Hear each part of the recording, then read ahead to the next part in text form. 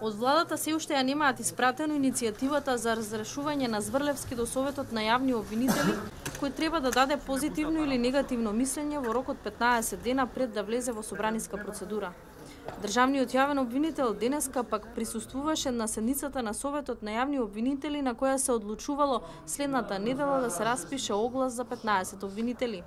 И на доаѓање и на заминување Зврлевски ги избегна камерите. По завршување на седницата, председателот на Советот на обвинители Петар Аневски потврди дека на иницијативата за смена на Зврлевски ќе дале мислење во законскиот рок, а лично смета дека тој е перфектен обвинител. Државниот обвинител беше перфектен до сега, по моје мислење. Не знам да ви кажам, меѓутоа јас немам никаква забелешка од неговата работа. Зашто поразговаравте денес со Зврлевски? Се сретнавте ли? Не, тој си е член на Советот. Добро, поразговаравте ли? Ние разговаравме сосема за друго, не за тоа. Значи, разговаравме околу актуелната состојба во јавните обвинителства и за евентуално избирање на јавни обвинители, распишување на огласи. Што не беше за избор. отворена темата за него? Не, воопшто не.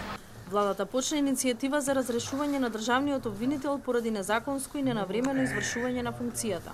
Од ВМРО ДПМН пак ги повикаа судиите и обвинителите да не подлегнуваат на притисоците и заканите од СДСМ. Од партијата гледаат неколку причини за смената на Зврлевски. Зоран Заев е исплашен од одговорноста за случаите како цареви кули и набавките во општина Струмица. Затоа Зоран Заев сака да стави рака врз обвинителството.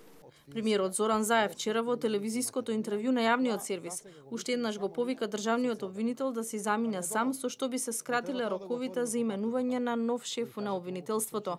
Според Заев, од редот на експертите по право.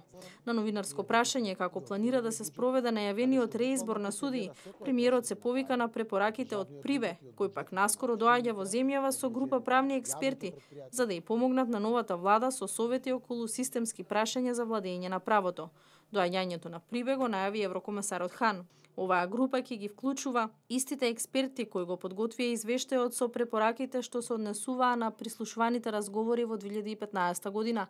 Нивната работа придонесе за изработка на итните реформски приоритети кои беа содржани во договорот од Пржино, се наведува во писмената изјава на Хан.